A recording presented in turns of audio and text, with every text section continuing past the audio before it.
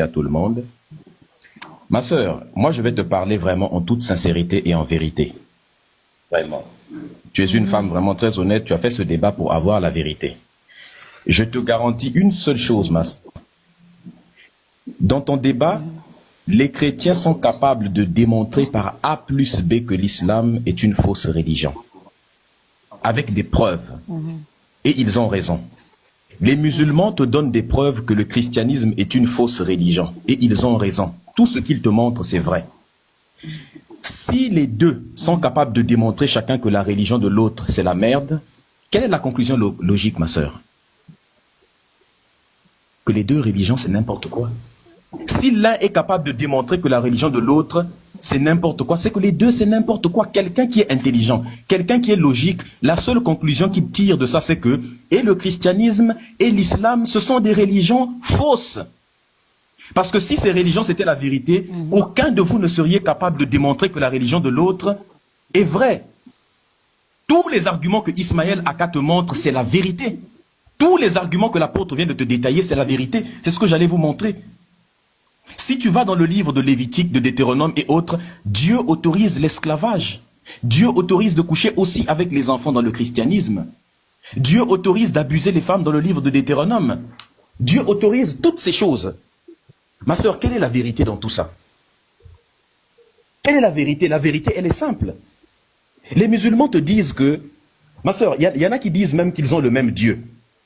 Ils te disent qu'on a le même Dieu. Et après, ils te disent qu'ils n'ont pas le même Dieu. Ma sœur, comment un seul Dieu? Les musulmans te disent que si tu n'acceptes pas le fameux La ilaha illallah Muhammad Rasulullah sallallahu alayhi wa sallam, si tu n'acceptes pas qu'il n'y a qu'un seul Dieu que Allah et que Mohammed est son seul messager et que Jésus en fait n'est que Isa son prophète et qu'il n'est pas Dieu, n'a engendré personne. Parce que je te rappelle une chose. Pour un musulman, le plus grand blasphème, c'est de dire que, en tout cas l'un des plus grands blasphèmes, c'est de dire que Dieu a un enfant. Donc ça veut dire que le plus grand blasphème à l'islam, c'est le christianisme. Donc en fait, ils se renvoient la balle comme ça, les deux. Et ça ne sert absolument à rien. Depuis qu'ils font des débats interreligieux, est-ce que l'Afrique a évolué? Des jeunes qui passent leur temps à faire des débats interreligieux, je te lance des sourates, moi je te renvoie des versets, je te lance des sourates, je réponds avec des versets. Ça va développer l'Afrique comment? Regarde tout l'argent qu'il a gaspillé pour acheter des livres.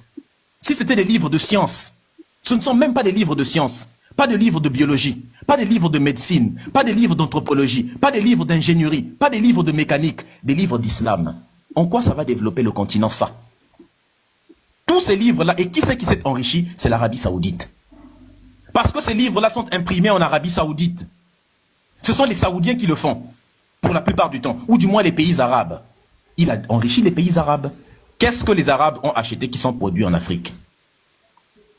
L'islam nous a été amené en Afrique avec le sabre sur la main droite et le Coran sur la main gauche. Le christianisme nous a été apporté en Afrique avec le fusil sur la main droite et la Bible sur la main gauche. Les Arabes, les musulmans, les arabo-musulmans ont fait la colonisation et l'esclavage. Quand ils sont arrivés, ils ont ouvert vite des écoles coraniques parce qu'ils savaient qu'il faut aliéner les enfants depuis le bas âge. Les chrétiens sont venus, ils se sont dit, si on veut que cette colonisation dure pendant longtemps, en plus de fouetter les noirs, il faut après les fouetter, quand on les enchaîne, il faut leur lire des versets bibliques. Et nous nous retrouvons avec les nouveaux esclaves aujourd'hui, l'esclavage mental on appelle ça. On se retrouve avec des nouveaux esclaves qui sont là à lire les histoires des juifs, des chrétiens, l'occidentalisation de l'Afrique, et à lire les histoires des arabes. Que des ancêtres. Mathusalem, Matthieu, Abraham, ce sont les ancêtres des Juifs. Mohamed, Ibn Kathir, ce sont les ancêtres des Arabes. Ils prennent tous les noms des Occidentaux, ou bien les noms, en tout cas je parle des noms de famille. Ils prennent tous les noms des Occidentaux, ils prennent tous les noms des Juifs. Pour de l'autre côté, ils prennent les noms des Arabes. Mais ils ne prennent plus les noms des Africains. Ils n'enseignent pas. Où est passé avant que ces religions arrivent? Qu'est-ce que l'Afrique pratiquait? Nous avions des grandes civilisations, ma sœur. On avait des grands empires. On avait une spiritualité qui était la plus grande de toutes. On vivait dans notre élément. On vient vous dire que les chrétiens viennent vous apprendre Dieu. Lorsqu'ils sont partis en Chine, ils sont partis dire aux Chinois que nous, on vient vous apporter Jésus. Vous savez ce que les Chinois ont répondu? Les Chinois ont dit que repartez avec votre Jésus. Parce que nous, on existe depuis des millénaires. Mais votre Jésus n'est pas venu parler à un de nos ancêtres. Il va parler à des ancêtres juifs et à des ancêtres arabes. Il ne vient pas nous voir, c'est un manque de respect. Et c'est vous qu'il envoie pour venir nous parler de lui. Si on a vécu pendant des millénaires sans avoir besoin de votre Jésus et qu'on a eu des grands empires, c'est qu'on pourra continuer à vivre sans eux. Repartez. Ils sont repartés avec leur religion. Aujourd'hui, la Chine est la plus grande puissance et l'une des plus grandes puissances, du moins technologiques, politiques, économiques, dans tous les domaines du monde. L'Afrique a embrassé toutes les régions, toutes les religions. Nous sommes les derniers de la planète. C'est pourquoi Thomas Sankara disait que ni la Bible ni le Coran n'ont jamais réussi à réconcilier ni le riche ni le pauvre. La Bible autorise l'esclavage, le Coran autorise l'esclavage. La Bible autorise, quand tu vas lire Lévitique chapitre 24 et chapitre 25, les versets 44 à 46, Dieu autorise l'esclavage. Il dit que si tu veux acheter un esclave, tu dois les acheter parmi les peuples qui t'entourent. C'est ce qu'il dit dans la Bible. Et il vous ajoute que tu peux acheter les enfants des étrangers qui sont chez toi. Et ils seront tes esclaves à perpétuité. À perpétuité. Sans libération. Et il dit, tu pourras les léguer en héritage à tes enfants pour que eux aussi en aient la propriété. C'est ce qu'il dit. Dans Exode chapitre 21, les versets, depuis le verset 1 jusqu'au verset 7, d'ailleurs le verset 7 et 8 c'est même horrible. Dans le verset 7 et 8, dans Exode 21, Dieu il dit que si jamais tu vends ton enfant comme esclave, eh bien cet enfant-là ne doit pas sortir comme sortent les autres personnes.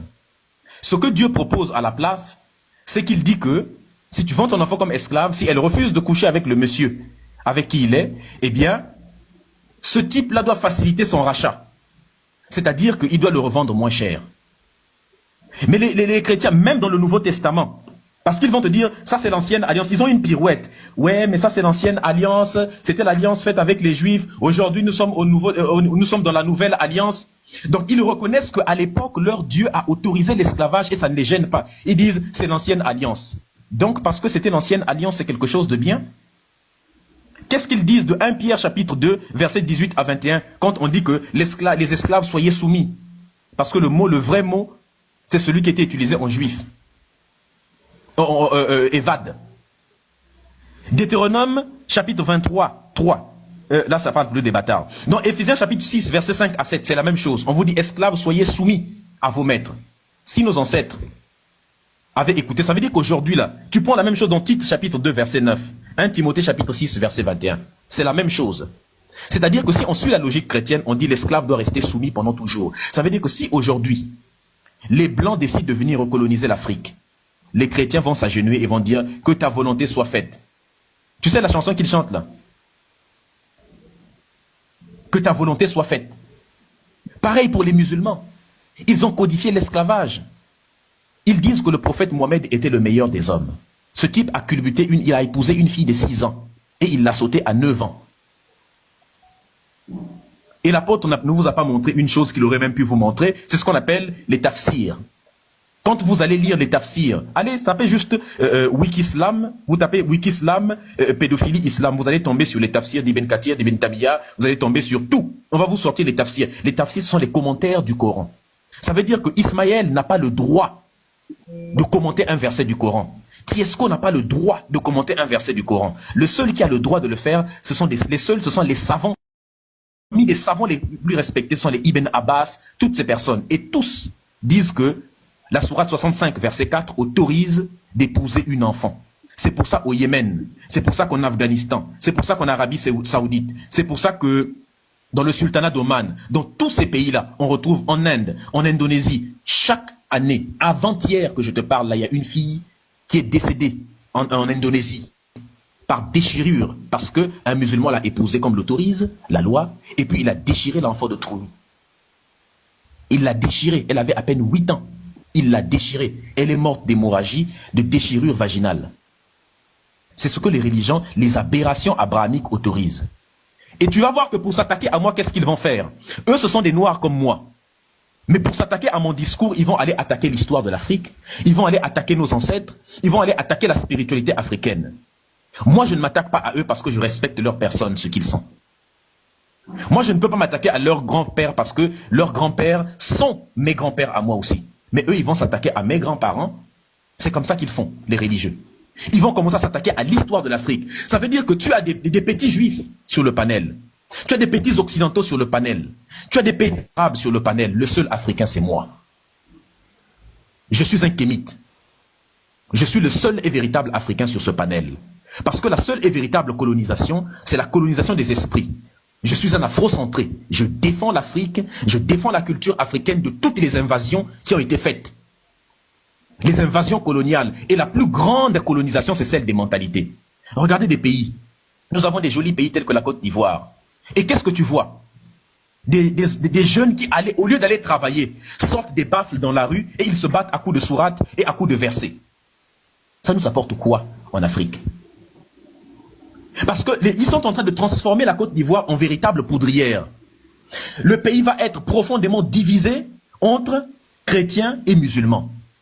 Et il suffira le jour où la Côte d'Ivoire va décider vraiment, va devenir un grand pays par exemple, et va commencer à faire de l'ombre aux Occidentaux. Les Occidentaux, ce sera facile pour eux de détruire la Côte d'Ivoire. Parce qu'il leur suffira d'opposer, il y a déjà d'opposer, de créer une guerre entre chrétiens et musulmans, comme ce qui se passe en Côte d'Ivoire.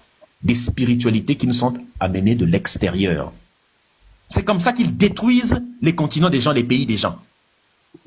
Ma sœur, il faut redevenir authentique. À tous les Africains qui m'écoutent, je vous appelle à redevenir authentique. Toutes ces religions, qu'est-ce que les églises apportent à l'Afrique? Il y a plus d'imams et de pasteurs sur tout le continent qu'il n'y a d'ingénieurs. Il y a plus d'imams et de pasteurs qu'il n'y a d'entrepreneurs. Il y a plus d'imams et de pasteurs qu'il n'y a d'enseignants dans les écoles. Il y a plus d'imams et de pasteurs qu'il n'y a de médecins comme moi dans les hôpitaux. Ma sœur, on développe un pays avec quoi? Avec les imams et les pasteurs, ou bien avec les ingénieurs, les entrepreneurs, les diplômés. Ça ne sert absolument à rien. On abrutit les gens du matin jusqu'au soir dans les églises. Et on te dit, ton cancer est guéri. 3 mois plus tard, tu meurs. Au lieu d'aller à l'hôpital. Qu'est-ce que ça nous a apporté de bon? Les gens partent dormir du matin jusqu'au soir dans les églises. 40 jours à dormir à l'église. Qu'au Jésus par-ci, Jésus par-là. Mais le christianisme est une pure et simple invention. C'est un plagiat de la spiritualité de l'Égypte antique. On a pris le personnage de Horus. Bien avant, on disait que le sang de Horus a coulé pour sauver l'humanité. Le sang de Osiris a coulé pour sauver l'humanité. C'est exactement la même chose qu'on a vu. Ils ont repris la même chose aussi. Le mot chrétien vient de Kersecheta, qu'on appelle, les Kersecheta sont les gardiens des spiritualités ancestrales. C'est la même chose qu'on a mise en place. Ces gens sont aliénés jusqu'à la moelle des os. Dans le livre de Cheikh Anta Diop, dans Nation Nègre et Culture. Si vous voulez, là, moi, je peux vous ouvrir la caméra, c'est parce que je n'en ai pas besoin. Vous allez vérifier tout. Dans le livre de Nation Nègre et Culture, de Cheikh Anta Diop, il explique que, bien avant l'éclosion, la naissance de l'islam, bien avant l'arrivée de l'islam, tout était en place. Et quand vous allez ouvrir Nation Nègre et Culture, à la page 195, on vous explique que les Sabéens, c'est-à-dire qu'avant que les Arabes n'existent, les peuples qui vivaient sur place, c'était des Noirs qu'on appelait les Sabéens et d'autres qu'on appelait les Hadiths, pas les Hadiths de l'islam, les Hadiths avec A, pas avec H, les Hadiths. Et ces peuples-là, c'était des Soudanais qui étaient passés par l'isthme de Suez pour arriver là-bas pour fonder des grandes civilisations. Et ces gens-là, 1000 ans avant l'arrivée de l'islam, ma sœur, 1000 années avant que l'islam ne naisse, ces gens-là priaient déjà le soleil 7 fois par jour. C'est ça qui va être ramené à 5 fois par jour par Mohamed et les autres. Donc Allah ment quand il dit que, quand les musulmans mentent quand ils disent que c'est eux, que c'est leur Dieu qui leur a appris à prier. Ces gens-là priaient déjà en mettant le front par terre.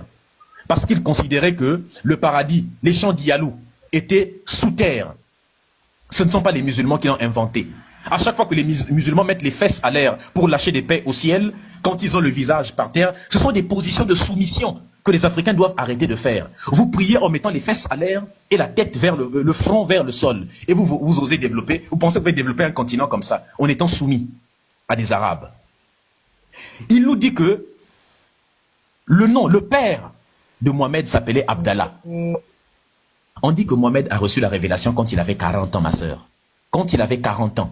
Si toi, tu as reçu la révélation quand tu avais 40 ans, lui, son père s'appelle Abdallah. Or, en arabe, Abd Allah, ça veut dire, Abd veut dire esclave ou serviteur de Allah. Donc, Abdallah veut dire esclave ou serviteur d'Allah.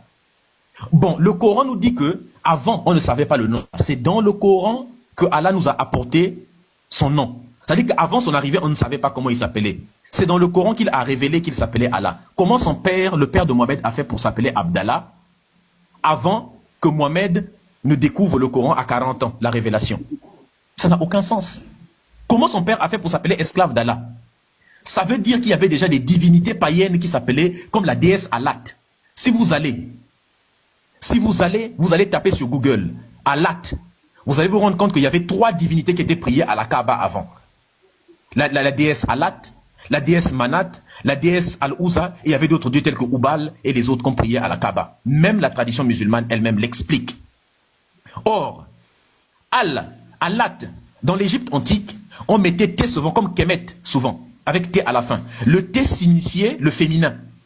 Et comme l'arabe est une copie conforme des langues africaines, telles que le démotique, tu vois ma sœur, hein, depuis le début, le seul qui t'apporte des vrais arguments historiques, c'est moi. Les autres sont en train de t'apporter des aberrations dans la Bible et dans le Coran. C'est de ça dont nous avons besoin. Tu vas enlever tes minutes là. Vous avez parlé ici pendant 2 et 3 heures. Tu vas enlever tes minutes. Personne ne va rentrer dans ça là. Tes 25 minutes vont se terminer, je vais toujours en train de parler, tu vas ajouter d'autres minutes. Quand vous avez blablaté pendant 3 heures de temps chacun, personne ne vous a arrêté. Le seul qui t'apporte des vrais arguments de connaissance, c'est ça. Ça veut dire qu'aussi tu dois laisser entre eux et moi. Si tu dois laisser quelqu'un éduquer ton enfant, moi je lui donnerai des vraies connaissances dans l'histoire, dans l'anthropologie, dans la culture, dans la science et autres. Eux, ils vont apprendre à ton enfant à devenir un soumis des Arabes ou un soumis des Juifs. Donc ma sœur, le T à la fin de Alat, c'est pour signifier le féminin. Et il y avait Allah qui était sans T à la fin, qui était une divinité de l'époque. Quand Mohamed est venu, il a juste repris une divinité et il l'a imposée à tout le monde. C'est tout ce qu'il a fait. Il a imposé une divinité à tout le monde, sur les autres. Il a repris les prières qu'on pratiquait 7 fois par jour pour prier le soleil. Il a remis. Les Égyptiens antiques faisaient déjà 30 jours de jeûne. Les Sabéens jeûnaient déjà 30 jours. Les Hadiths jeûnaient déjà 30 jours. 1000, ferme ton micro s'il te plaît, les élèves. 1000 ans. Ferme ton micro, les élèves, s'il te plaît, ça fait du bruit. Oh, coupe ton micro, on connaît vos techniques d'allumer vos micros pour ne pas qu'on entende les discours des autres. 1000 ans avant l'arrivée de l'islam, il faut supporter, on appelle ça la médusation. La médusation, c'est une technique de mise en PLS, en position latérale de sécurité. Vous allez finir sous respirateur artificiel. Appelez déjà les ambulances dès la fin de mon allocution. Parce que vous serez déjà en insuffisance respiratoire argumentative. Donc les amis, c'est la connaissance pure et dure. Je suis le Dieu de la PLS. Donc les amis, comprenez quelque chose. On nous explique donc que ces religions sont des inventions pures et simples. Et on est capable de vous le démontrer. Donc l'islam, ils priaient les hadiths et tout ça. Les hadiths, les sabéens et les égyptiens antiques priaient. Ils faisaient jeûner pendant 30 jours. 1000 ans avant l'arrivée de l'islam. Ce n'est pas Dieu qui leur a appris à prier pendant 30 jours. C'est faux. Le Coran ment sur ça. En fait, tous les éléments pour permettre que l'islam puisse éclore étaient déjà là bien avant. La source Zenzen existait déjà. La pierre noire autour de laquelle ils partent tourner existait déjà. Cette pierre-là, c'est le vagin de la déesse Alat. Et les gens partaient la toucher pour avoir la fertilité. Qu'est-ce qu'ils font aujourd'hui? Les Arabes, les musulmans d'aujourd'hui sont ce que nous appelons des Noirs-Arabes. Les Noirs-Arabes, c'est quoi? Le Noir-Arabe est un Noir qui porte un nom arabe. Il s'appelle Abdoul, il s'appelle Majid, ce sont des noms d'Arabes. Le Noir-Arabe est quelqu'un qui prie son Dieu en religion, c'est-à-dire qu'il prie son Dieu en arabe. Le Noir-Arabe, c'est quelqu'un qui ne peut pas prier dans sa propre langue.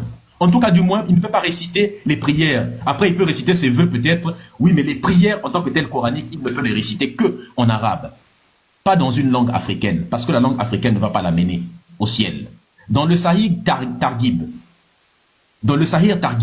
authentifié par le Cheikh Albani, on dit ceci, le numéro 37000, on dit que ceux qui iront au paradis, c'est ceux qui auront la peau blanche.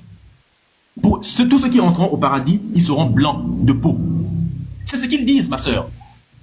Donc, ils vont vous mentir. Le noir-arabe, c'est quoi? Le noir-arabe, c'est quelqu'un qui considère que sa terre sainte, c'est en Arabie Saoudite. Il a un continent qui est envié de tout le monde entier.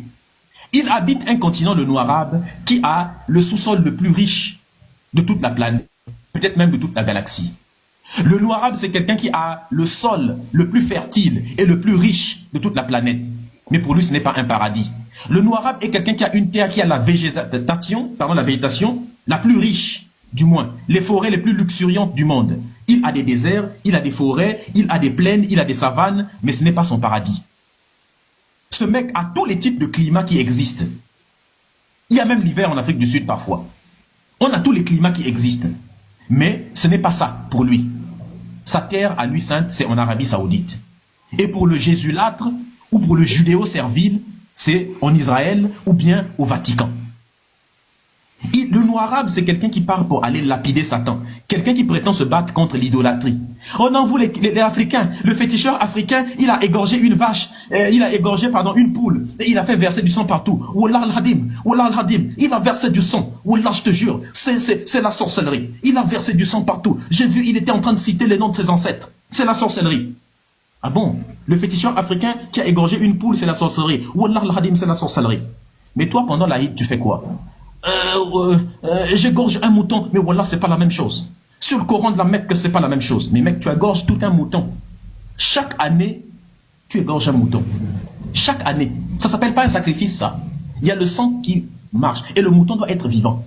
Mais ça, pour lui, ce n'est pas un sacrifice. Pour lui, ça, ce n'est pas un sacrifice. Je vais vous dire, le doyen Doumbi Fakoli a écrit un livre dans lequel il a montré la vérité. Vous allez vous rendre compte que les musulmans s'inspire de la Bible. Et dans la Bible, on vous explique une chose. Quand vous allez lire plusieurs versets à l'intérieur, on va vous expliquer que dans Lévitique chapitre 20, le verset 2, et dans le livre de 2 Rois chapitre 23, verset 10, on vous explique que les Juifs à l'époque, en fait, ce sont des gens qui sacrifiaient leurs enfants. Ils donnaient leurs enfants en sacrifice à un dieu qu'on appelle Moloch. Ils donnaient leurs enfants en sacrifice à un dieu qu'on appelle Moloch. Ils élevaient comme ça et ils leur donnaient en sacrifice. C'est quand ils sont rentrés en contact avec l'Égypte antique, c'est-à-dire les Noirs de l'époque, qu'ils ont arrêté de faire ces pratiques-là. Et ils ont remplacé ça par un mouton. Sachez qu'à chaque fois que vous égorgez un mouton, en fait, c'est un enfant qui est à la place. D'ailleurs, leur Dieu avait demandé à Abraham d'apporter un enfant. Il a demandé à Abraham d'apporter un enfant, de placer un enfant sur l'autel. On dit souvent que les gens qui te font croire des absurdités peuvent te faire commettre des atrocités. Eh bien, le Dieu, soi-disant, a fait croire des absurdités parce qu'il est devenu chrétien, il croyait aux absurdités. Il a été sur le point d'aller égorger son propre fils sur un autel. Et les chrétiens lisent ça devant des enfants. Abraham, vraiment, il avait la foi. On lui a demandé, il a amené son enfant, il a ligoté son enfant, il l'a placé sur un autel, il a pris le couteau. Si son Dieu ne lui avait pas dit arrête, il n'aurait pas arrêté. Et vous êtes heureux de lire ça. Et vous prenez ça pour un exemple de foi. C'est pourquoi leur Jésus leur avait dit qu'il est venu, il n'est pas venu pour apporter la paix. Il dit, je ne suis pas venu pour apporter la paix, mais je suis venu pour apporter l'épée. Je suis venu pour s'aimer la division entre l'enfant et ses parents, entre la femme et son mari, entre les familles en gros. Et que celui qui aimera son fils et sa fille plus que moi ne méritera pas de royaume des cieux. C'est ça. Leur religion est venue s'aimer la pagaille. Leur religion est venue s'aimer la guerre en Afrique. Regardez les pays tels que le Nigeria. Ils se font la guerre. Ils s'opposent les deux. Des pasteurs pris avec des machettes dans l'église et les musulmans s'en vont faire sauter les églises avec des bombes. Les amis, éloignez-vous de ces aberrations abrahamiques qu'on vous a apportées pour vous aliéner jusqu'à la moelle. Ma soeur, tu veux choisir entre le christianisme et l'islam, les deux sont des menteurs. Ils t'ont démontré par A plus B. Ismaël et les autres t'ont démontré que le christianisme est une fausse religion. L'apôtre et puis petit, je sais pas quoi là, ils t'ont démontré, avec tous les deux arguments sont valables, t'ont démontré. Moi je dis, vous avez tous les deux raison, que vos religions c'est de la merde. Et quelqu'un qui a un cerveau normalement constitué comprend que au milieu de ça, il n'y a qu'une seule conséquence à tirer. Le noir arabe, c'est quelqu'un qui, quand il te dit bonjour, où quand ils parlent, il y a toujours Alhamdulillah, il y a Assalamu alaikum, il y a Mashallah, que des phrases arabes. Mes amis, le noir arabe, c'est quelqu'un qui s'habille comme un arabe. Il porte les robes des arabes, là, les soutanes que les arabes mettent là. C'est pareil. Et ils viennent, les amis, le noir arabe, voilà ce qu'il fait. Les amis, je peux vous assurer d'une chose. Aucun musulman en Arabie Saoudite, aucun Saoudien ne porte le nom de Traoré, le nom je sais pas moi, de Konaté, ne porte le nom de Nzinga, le nom de Massamba, ça n'existe pas. Ils ont tous des noms arabes.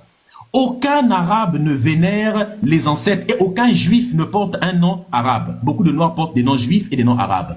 Aucun juif ne vénère un ancêtre africain. Aucun arabe ne vénère un ancêtre africain. Tous les noirs arabes qui sont sur le panel ici là et les jésulâtres, eh bien, ils ont des noms soit de là-bas et ils vénèrent et ils honorent les ancêtres de là-bas. Tous ceux qui disent c'est bon là, c'est pas encore bon. Jusqu'à ce que vous serez en insuffisance respiratoire, jusqu'à ce que vos poumons là vont s'affaisser, jusqu'à ce que toutes les cellules de vos corps seront... Moi, je suis un prédicateur de la vérité et du savoir. Il faut créer des églises et des mosquées en Afrique où les gens n'iront pas pour aller écouter des blablateurs, mais ils auront écouté l'histoire de l'Afrique. Ils auront écouté une prédication de vérité où on va les enseigner. Vous gaspillez le temps dans les mosquées et dans les églises, ce temps précieux pour développer le continent. Le noir arabe, c'est quelqu'un. Vous ne trouverez aucun juif qui vénère un ancêtre africain alors que vous le faites. Aucun juif qui porte le nom. Aucun juif ni chrétien chez lui qui s'habille comme chez vous. Aucun juif ne considère que sa terre sainte se trouve hors de Israël. Aucun musulman ne considère que sa terre sainte se trouve hors de Israël. Vous partez, vous donnez beaucoup d'argent. L'Arabie Saoudite a compris que bientôt le pétrole va finir. Bientôt le pétrole va se terminer. Et ils savent qu'il faut préparer, et ils savent que l'Europe est en train de passer aux énergies renouvelables. Ah, qu'est-ce qu'ils ont fait? Ils financent des gens. Ils financent des prédicateurs africains tels que l'imam l'imam Diko. Ils les financent, ils leur donnent de l'argent pour qu'ils aillent faire de la prédication en Afrique, pour convertir le plus d'Africains. Parce que l'Afrique, en 2050, on sera 2,5 milliards d'habitants. Aujourd'hui, on est 1,5 milliard, on sera 2,5 milliards. L'Arabie Saoudite sait que la plus grande colonisation, c'est cette colonisation-là. Il y a une jeune noire qui a fait 700 km à vélo pour la Palestine. 700 km à vélo pour la Palestine. Elle est noire. Elle habite en Europe. Elle a fait 700 km pour sauver la Palestine. Elle n'a jamais pédalé 1 centimètre pour le Soudan. Il y a le plus grand génocide, l'un des plus grands génocides du monde moderne aujourd'hui au Soudan. Les Arabes sont en train de faire un nettoyage ethnique au Soudan. On ne voit pas les chrétiens prier pour ça, on ne voit pas les musulmans prier pour ça. Tous les musulmans sont en train de faire des collectes d'argent pour la Palestine. Quand les Noirs meurent, alors qu'en Palestine, il y a un quartier qu'on appelle le quartier des esclaves. Les Noirs sont discriminés et aucun Palestinien s'est déjà battu pour des causes africaines.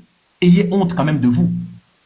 La République démocratique du Congo connaît le plus grand génocide de la planète depuis la fin de la Deuxième Guerre mondiale jusqu'à aujourd'hui. Tu ne les vois jamais se mobiliser pour ça. Très rarement. Aujourd'hui, ils sont tous mobilisés pour la Palestine. Ils prient tous pour l'Ukraine. J'ai même vu un pasteur chrétien qui a mis la photo de une carte de l'Ukraine dans son église. Il s'est mis à genoux, il a mis la main. Il était en train de prier pour l'Ukraine. Qu'est-ce que les Ukrainiens ont déjà fait pour toi? Alors que les étudiants noirs étaient en train d'être tués en Ukraine là-bas. Pendant que le conflit a commencé. Mais d'où vient cette aliénation? À Haïti, il y a une guerre, c'est un pays noir, vous ne priez pas pour ça. Dans les Antilles, il y a le chlordécone là-bas, vous ne priez pas pour ça. La France est en train de stériliser des femmes noires à Mayotte, vous ne priez pas pour ça. Le nord du Mali est en proie au terrorisme, vous ne priez pas pour ça. Il y a même des bombes qui ont explosé récemment, vous ne priez pas et vous avez le temps d'aller prier pour ça. Au Mozambique, il y a un conflit, vous ne priez pas pour ça. Dans le Maghreb, les Noirs sont tués par les Arabes. Vous n'allez pas par les Arabo-berbères. Vous n'allez pas... Il y a de l'esclavage encore. Puisque votre religion n'a jamais condamné l'esclavage, il faut savoir qu'il y a un problème en Mauritanie. La Mauritanie est encore l'un des rares pays qui autorise l'esclavage aujourd'hui. Et à chaque fois que l'ONU met des pressions pour faire terminer l'esclavage là-bas, ils sont confrontés au même problème.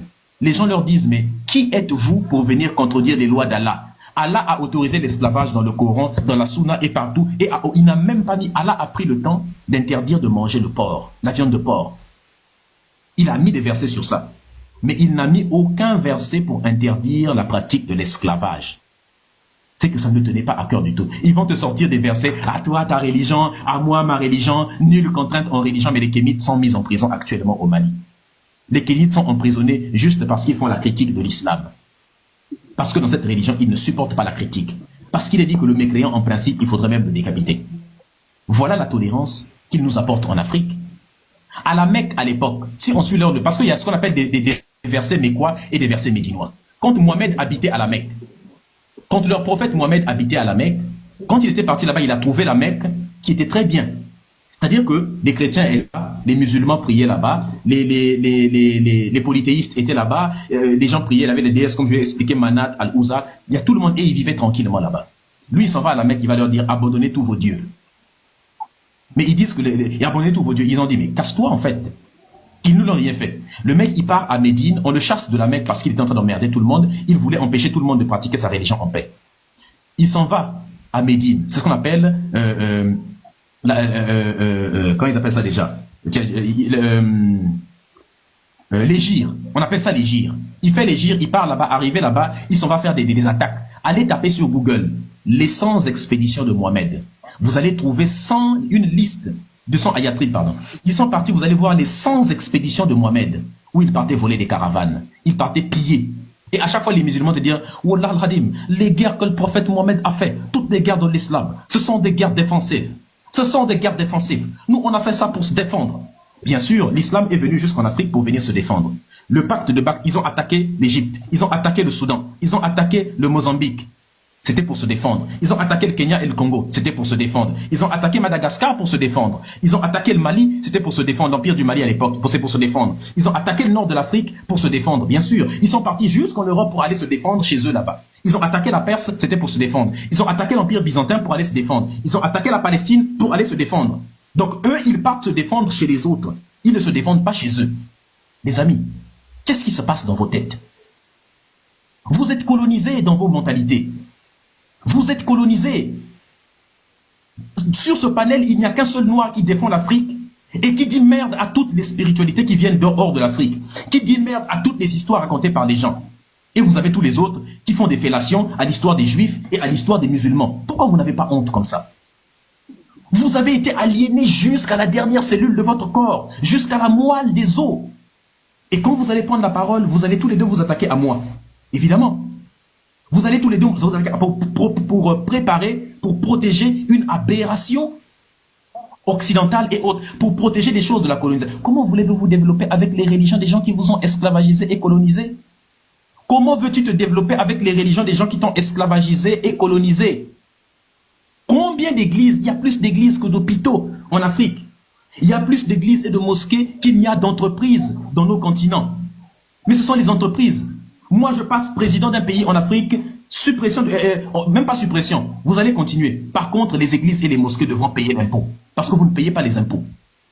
Vous devrez payer les impôts plus que les entreprises. Parce que coupe ton micro, Léon Zer. Vous avez parlé pendant longtemps. Coupe ton micro. Je ne vais pas être interrompu. Je ne vous interromprai pas. Ne me coupe pas. Les églises et les mosquées sont moins importantes que les entreprises. Alors, les entreprises paieront moins d'impôts que les églises et les mosquées. Vous paierez plus d'impôts. Parce que c'est un business que vous faites. À un moment donné, il faut qu'on soit logique. J'ai pas fini encore la médusation. Parce que c'est comme ce qu'on appelle une strangulation argumentative.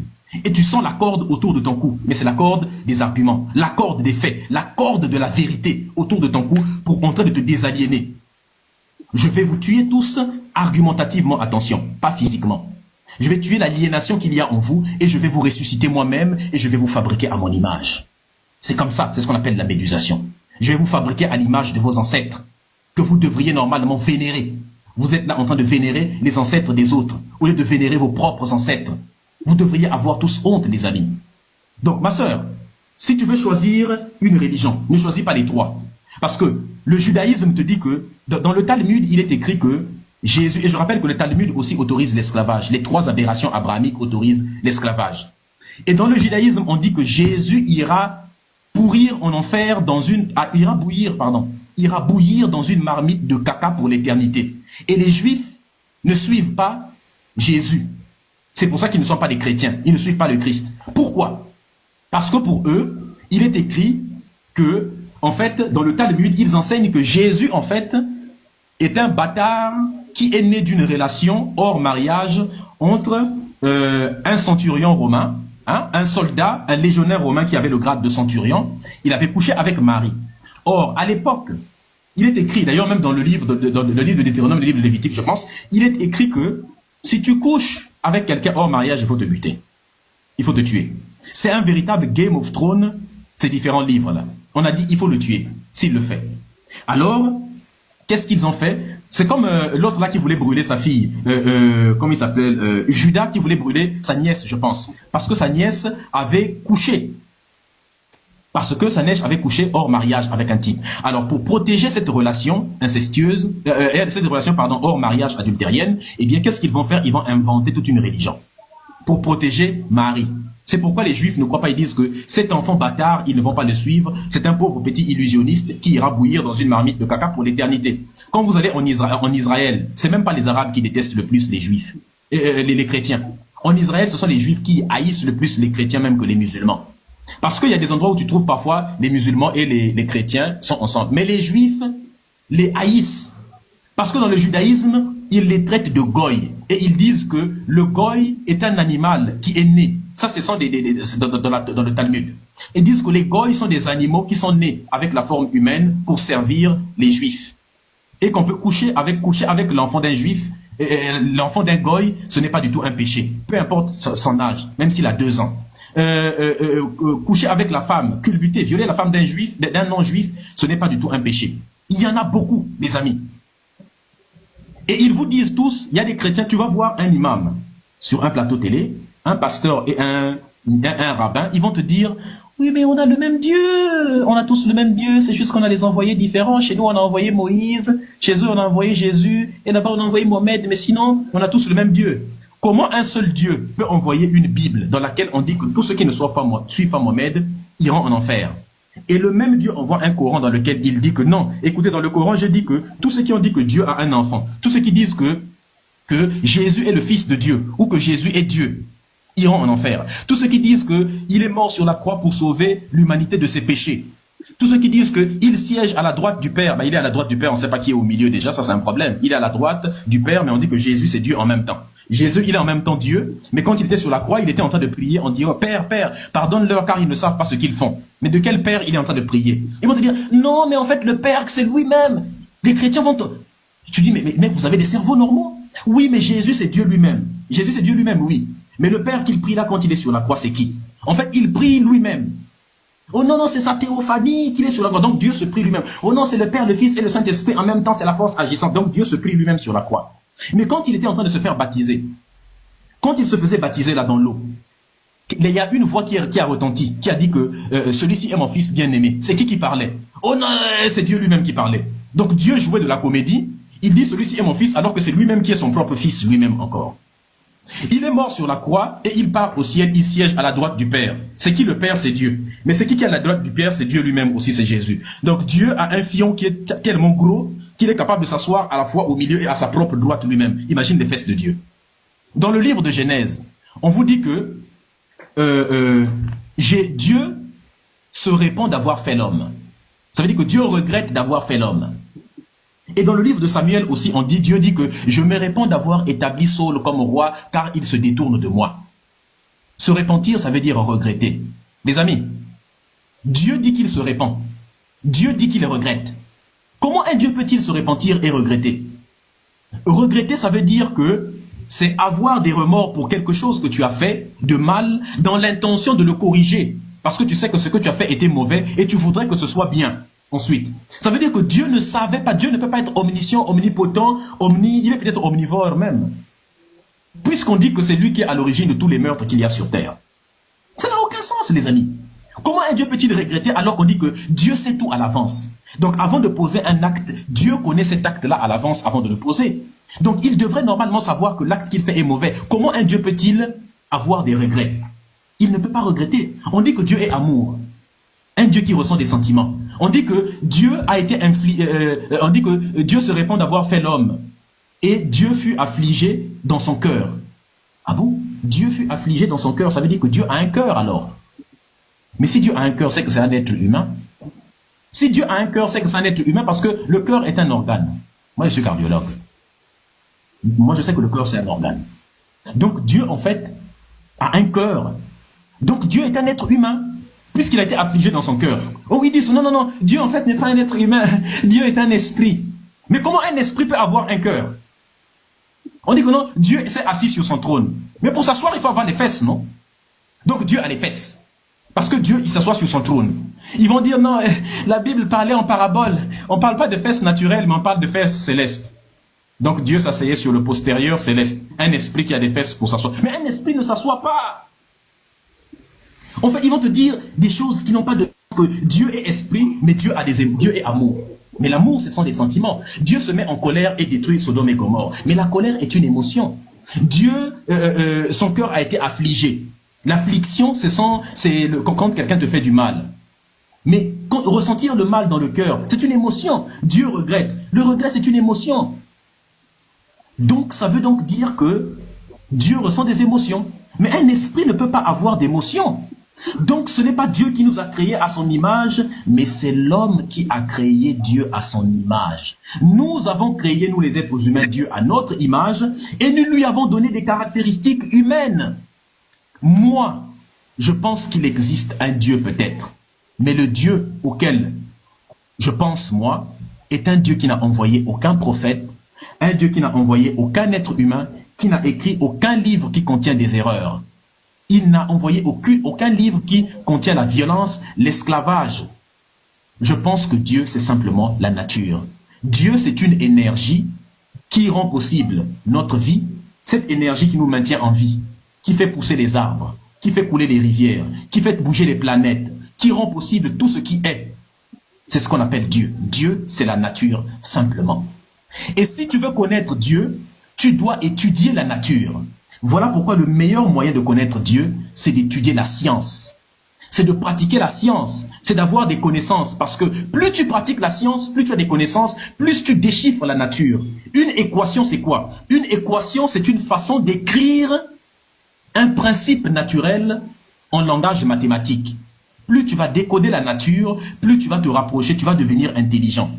Et plus tu vas devenir intelligent, plus tu vas te rapprocher de la plus grande intelligence qui puisse exister et qui a rendu possible toute chose.